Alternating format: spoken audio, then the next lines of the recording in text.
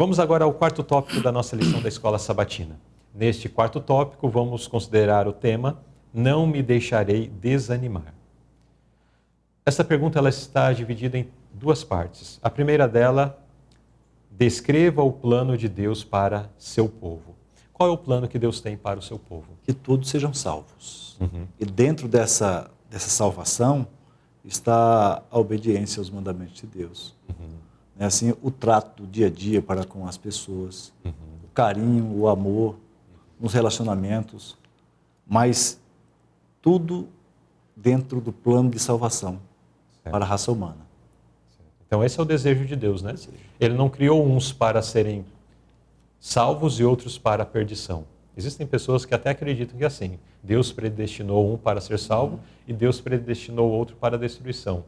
Mas que Deus ruim que não me dá nem a oportunidade de escolher. Eu queria ser salvo, mas eu estou aqui predestinado para ser perdido.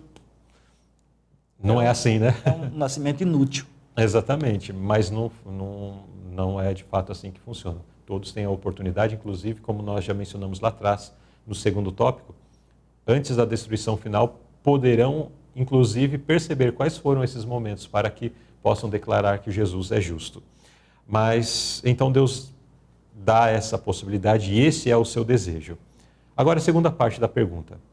Segundo, descreva o modo como os meio convertidos que se concentram neste mundo reagem a esse plano divino e como eles também reagem contra aqueles que procuram viver de acordo com ele. O plano de Deus é que todos sejam salvos. E nos dá o caminho que deve seguir.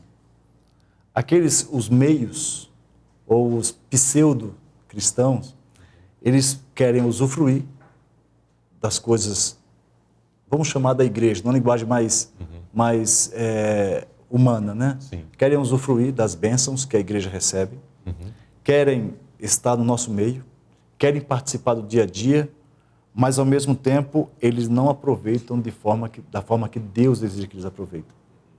E quando ele vê um crente aproveitando, tem um hábito de ridicularizar. Veja como esse tipo de comportamento é simples. Mas por que a senhora usa o cabelo assim? Não tem problema cortar um pouco, né? Não vejo problema nenhum. Por que não pinta o cabelo? Não é assim?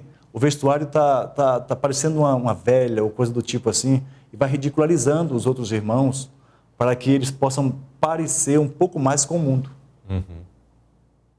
Até parece água e vinho no mesmo copo, né? Estão no mesmo ambiente, ocupando o mesmo espaço, mas não se misturam. O água e o óleo, né? Vinagre e óleo, né? Eles não se misturam, mesmo estando no mesmo espaço, dentro da mesma vasilha, mas não estão juntos.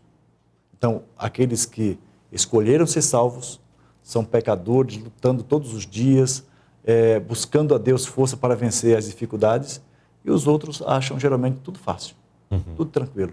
Não tem problema, está sofrendo por quê? Mas não existe mudança, né? E ridiculariza aqueles que mudam, os que tentam mudar.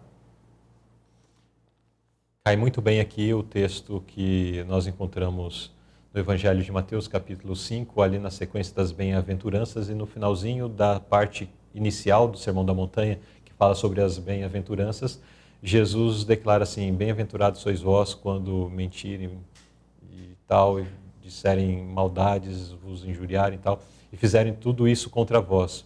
Porque eles não estão atingindo você, estão me atingindo. Então, quando somos zombados pelo fato de estarmos fazendo a vontade de Deus, vamos ficar chateados? Vamos ficar chateados, como seres humanos ficamos chateados com isso.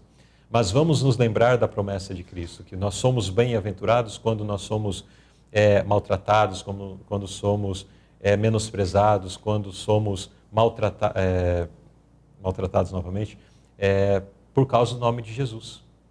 Porque, depois considerando até a experiência dos apóstolos, eles ficavam orgulhosos pelo fato de poder, orgulhosos não no sentido mal, né, ruim, mas eles, no sentido bom da palavra, se é que pode ter, mas eles valorizavam o fato de poder sofrer por causa do nome de Cristo. Então, às vezes nós nos ressentimos. Ah, não, mas eu vou ser ridicularizado, então eu vou dar uma ajustada para ficar meio parecido assim, para as pessoas não ficarem caçoando de mim, zombando de mim. Está errado. Nós precisamos nos lembrar da promessa de Cristo e pensar, não, o mundo pode falar o que quiser. Eu vou viver de acordo com a vontade de Deus. Porque a minha recompensa, vivendo de acordo com a vontade de Deus, eu sei qual é. O mundo não está entendendo o que está reservado para eles se seguirem por esse caminho.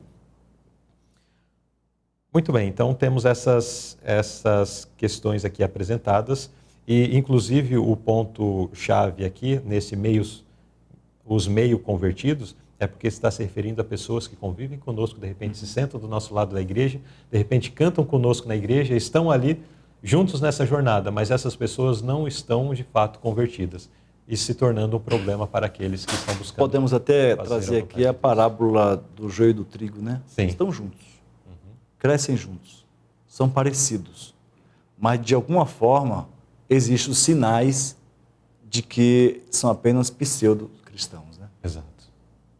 E a gente tem que ter muito cuidado para que isso não aconteça com a gente mesmo. Exato. Nós não sermos esse joio, né? Exatamente. Vamos à pergunta B. Em contraste com essa situação, qual deve ser o nosso foco? O foco tem que ser a salvação. Jesus é o nosso foco, é o principal. O apóstolo Paulo chega até a falar, olha, seja meu imitador, né? Porque eu sou de Cristo. Mas ele também fala aos hebreus que você tem que fitar os olhos em Cristo. Jesus. Olhar para Jesus, que é o autor e consumador da nossa fé. Agora, o texto bíblico também fala que os nossos olhos têm que estar no invisível, naquilo que os olhos não veem. E o próprio apóstolo Paulo, falando sobre esse assunto, ele chega a dizer, olha, está escrito, os que os olhos não viram, os ouvidos não ouviu, nem sequer subiu ao pensamento humano, ao coração humano, é o que Deus tem preparado. Deve ser algo incrível, né? Deve ser algo incrível. Então, é isso aí onde tem que estar o nosso foco, o nosso objetivo. Nós não devemos ter o nosso foco nas críticas, nas zombarias, naquilo que os meio convertidos ou que os ímpios fazem para nos atacar. Esse não deve ser o nosso foco, né? Não deve. O nosso foco deve estar naquilo que é invisível, naquilo que está além do que o mundo perdido está vendo, que é a eternidade. A gente tem que olhar além como é que eu posso dizer? Além do básico. Eu acho que eu até citei o texto do apóstolo Paulo, né? Não ficar na margem. Isso, sim. Você tem que mergulhar, você tem que buscar. Sabe, isso aí é carência que o conhecimento bíblico, ele acaba. Ele acaba com qualquer carência. Se você buscar conhecer as Escrituras, se você buscar conhecer os planos de Deus para a nossa vida, essa carência vai embora. Ela some. Então, é incrível. Muito bem. Então, neste quarto tópico, nós vimos esse tema, não me deixarei desanimar. Talvez pelo ataque de inimigos, pelo ataque daqueles que mesmo estão aparentemente na mesma jornada, mas são meio convertidos, nós podemos sentir o desânimo. Mas não vamos nos desanimar, vamos olhar para frente, vamos olhar para a recompensa que Deus tem preparado para os seus, né? Amém?